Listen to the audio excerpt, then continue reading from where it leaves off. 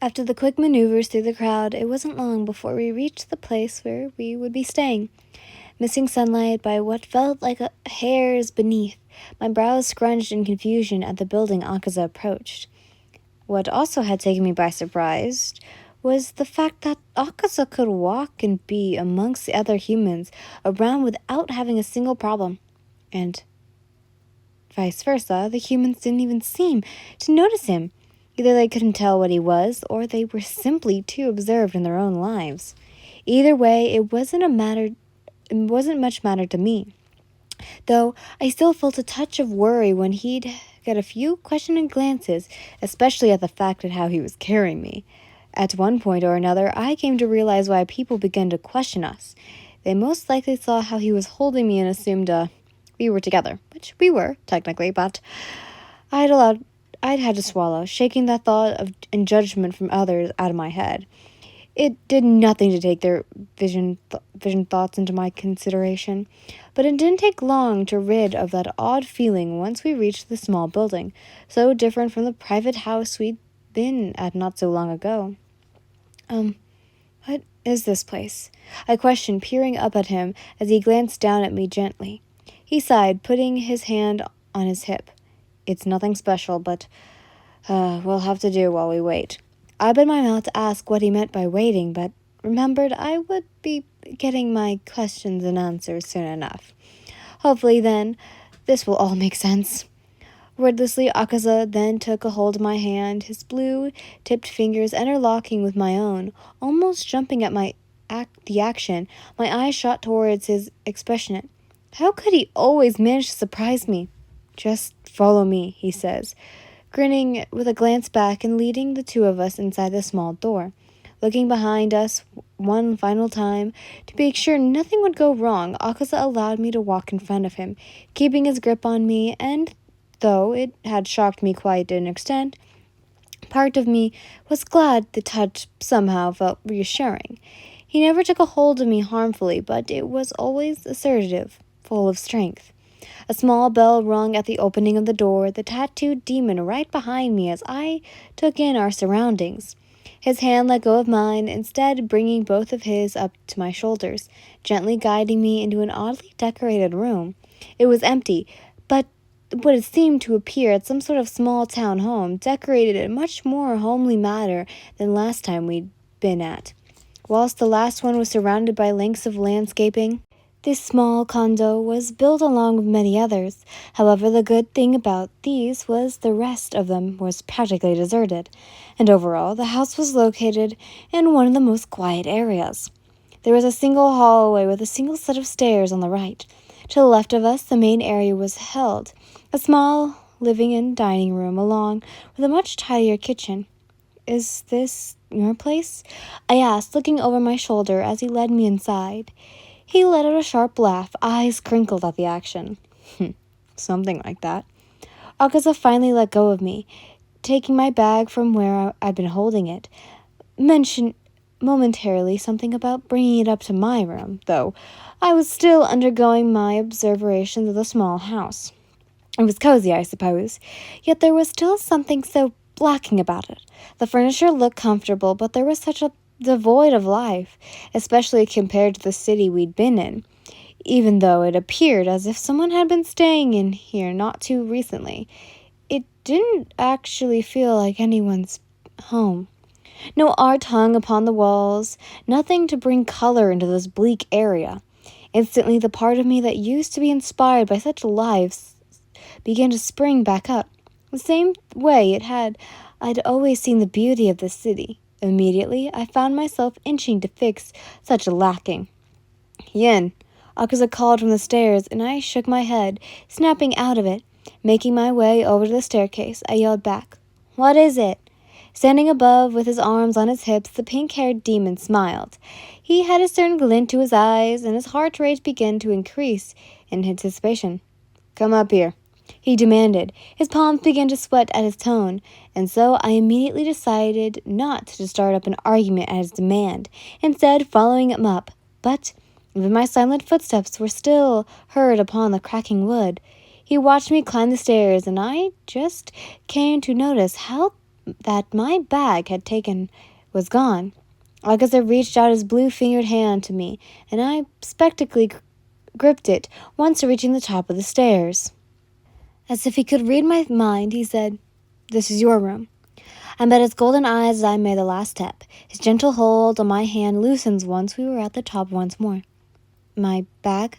I asked, the two of us shifting further into the upper hallway. He nodded, taking a step closer to me. "Mm-hmm." He hums, eyes flickering for a moment. A pause. A pause in which we both merely stood in the hallway with our eyes trained on each other. "It's just this way," he said, jerking his head behind me. I twirled around him, facing the 3 other doors on the small townhouse upper hallway. 3 bedrooms or... Akaza took a hold of my hand once more, his grip slightly gentle again. As he directed us to the door at the end of the hall, the hallway was small, made a similar blend of color in the way that the floorboards was. Nothing upon the walls, no furniture to decorate, nothing about it made me feel uneasy. But I suppose that demons aren't usually ones to care much about decorating. Was the last house like that too? My face heated in slight shame at being unable to recall how it was decorated, and my mind been so focused on my own strength that I couldn't even properly take in my surrounding. Damn it. "Here," the demon said, and the 2 of us stopped in front of the door. Akaza let go of my hand to open it, the sound echoing with a creak as it slid along the floor. I took a step inside, taking in the small room. A singular tall lantern in the corner that was now the only source of light in the area. A bed laid out in the other corner, set up in a neat sort of manner. Observing the setup of things along with the bag told me that Akaza had most likely set up the room for me quickly before I'd come up here. I turned around on the spot, observing everything at least once before, looking back towards the door where said demon had leaned against, watching me. "Is this my room?" I asked, and he nodded. "I know it isn't good as the last one." I shook my head, stopping him. "No, it's fine." I swallowed. "Thank you," I added, turning back from him once again. He grunted, even though I couldn't see him. I could still hear him pushing off against the door frame. "Get some rest tonight," he mumbled, pausing. I looked back at him, finding his arm crossed over his tattooed chest, back straightening before he grinned. One of those sinister smiles of his that only stood to remain what I would be next. "We're starting again tomorrow." I raised a brow, taking a step closer to him. "I was promised answers first, I believe." He kept his smile. "You'll receive some, but not yet. Tomorrow," he said, gaze flickering over my body with a strange look.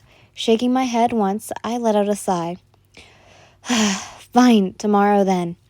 He grinned, knowing he defeated me, backing away a step. His hand reached out to take a hold of the door handle, bringing it to a close. I hesitated before speaking at the end, deciding it was something I needed to say. "Akaza?" I asked, and the demon halted his actions. The door midway closed. He paused and stared, looking at me, eyes lightening at the sound of his name along with the anticipation of what I would say next.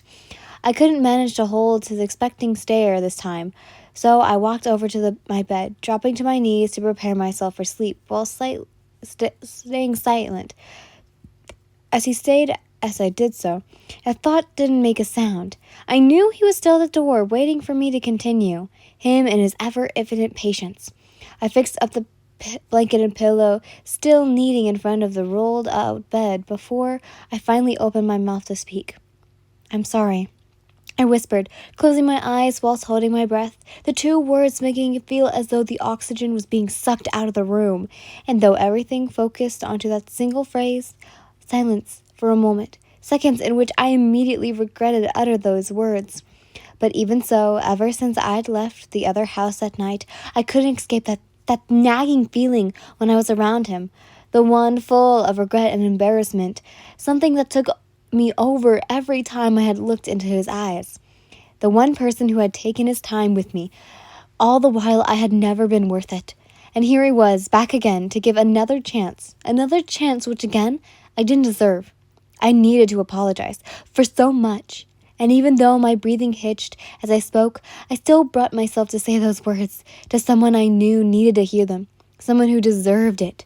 The floorboards creaked, and though I knew Akaza could hide the sound of his footsteps in near silent stunts, I could tell he was alerting me of his approaching on purpose. I stuck in a breath even further, preparing myself for how he would react. "You aren't used to saying that, aren't you?" His sluttery voice sounded from beside me as he crouched next down to me, though his eyes were still closed. "No, I'm not," I admitted, not seeing the point in lying if he could read right through it. Shaking the thoughts out of my head, I opened my eyes, beginning to move again whilst climbing into bed and sitting up near underneath the thickest blanket. Akaza backed away as I did so, not speaking still, but as soon as I looked back up at him, it was his turn to move. Suddenly the demon was in front of me, only inches away from my face. His eyes glowed with emotion I couldn't really place, but I suddenly became aware of every part of my body in that single moment, the alarm bell signaling inside my mind at the lack of distance between us. Once his blue fingertips came to rest under my chin, bringing my head up into a gentle movement, our breaths mingling. My heartbeat began to pound in my ear in an instant, so loud that I was surprised he couldn't hear it. "Don't ever apologize for your mistakes," he said softly, staring into my eyes, directly into my soul.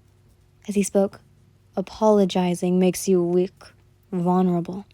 His gaze flickers, and I swallow, my body becoming hyper-aware of what he did next. The finger that held my chin moved down along my neck, tracing the shape of the finger light touch. I froze as he did so, not knowing how to react. He could kill me. He could kill me at any time, in any way he wished. But for some reason, those alarms inside me weren't going off because of that fact. In some strange way, his closeness, the way he traced over my throat with his finger, eyes following every movement, I wasn't scared. I felt his soft breath against my face, the action sending chills along my body. I swallowed, nothing once more, his finger pausing along my constricting muscles as I did so. His eyes snapped back up to mine, and I couldn't tell he was trying to read them the way we both always did to each other. He scanned my face, staying so still it couldn't felt as though either second or even hours had gone by, and either would be perfect in the sense of this solution. "Saying sorry won't do much," he continued, eyes going back to my neck as he began tracing around it once again, sending chills along my body with each stroke. He reached my collarbone, voice beginning to sound like lost as he spoke. "Words hardly mean anything at all. If you want to show me that you're sorry, prove it," he said, his tone becoming more avertive.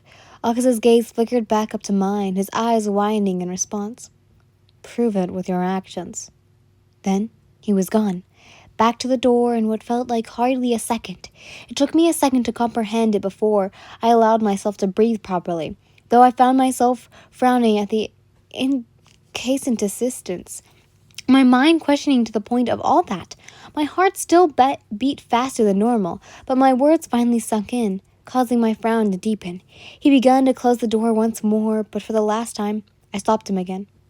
"You're wrong about that," I said, finding it hard to look at him after what he did, though part of me knew he did it to see how I would react, to see whether I truly was scared of him. But I wasn't, and I never had been. That was something I was absolutely sure of. "Words mean more than you think," I continue, fully lying down onto my side and bringing the blanket up to cover me. "A single word can change your entire world. It can be everything and nothing at once."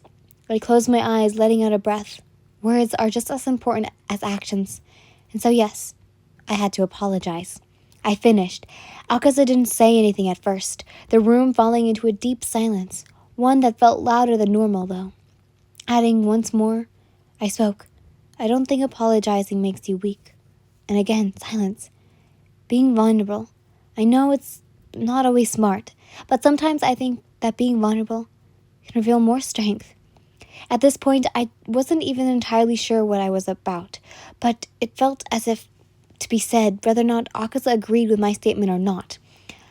My condolences began to slip away for a few more minutes, in which he didn't reply at all.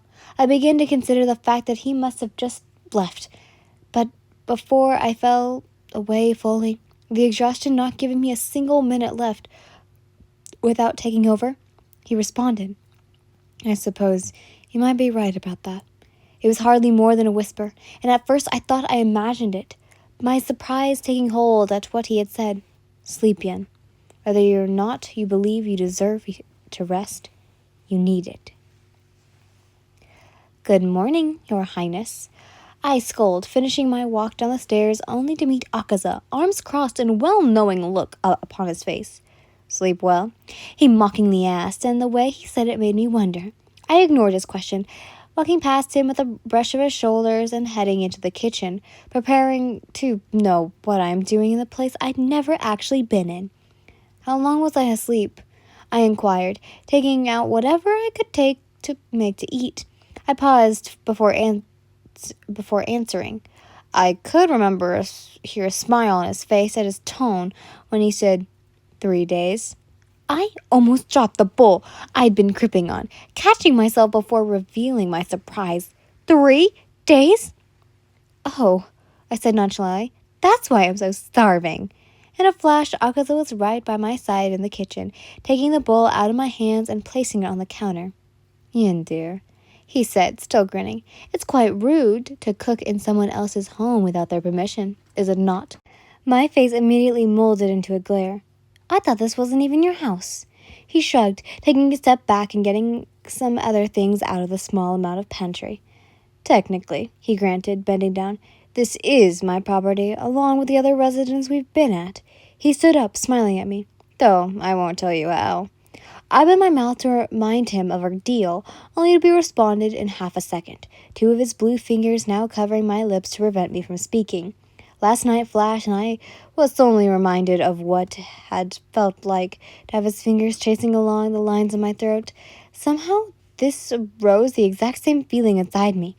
"I promise you some answers. Plus," he said, a hint of mischievous in his velvet tone, "I thought we were to have our little chit-chat 2 days ago, My shock at his actions left, and I swatted his arm away with a single movement, glancing at him. "Don't act like you don't have any questions for me as well, demon."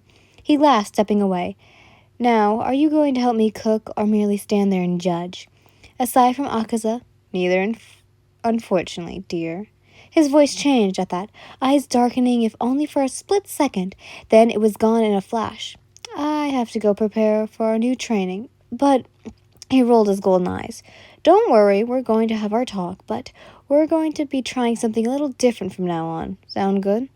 I hesitated, glancing at the curtained windows, not revealing a single ounce of natural light. As though he read my mind, Akaza said, "The sun is just about to set. I'm going to do a quick run of the area to be sure everything is all right before we go tonight." I looked back at him, nodding as I continued to fish through his kitchen things, not even sure what I was going to make. "Don't get too much trouble while I'm gone, all right?" I waved him off. Yeah, sure, go finish your little scavenger hunt." And with that, he left without a single noise. It hadn't taken him too long to return, and by the time I'd finished eating, I was dressed in my training clothes and ready to leave as soon as he popped back into the house. And so, our new training would begin now.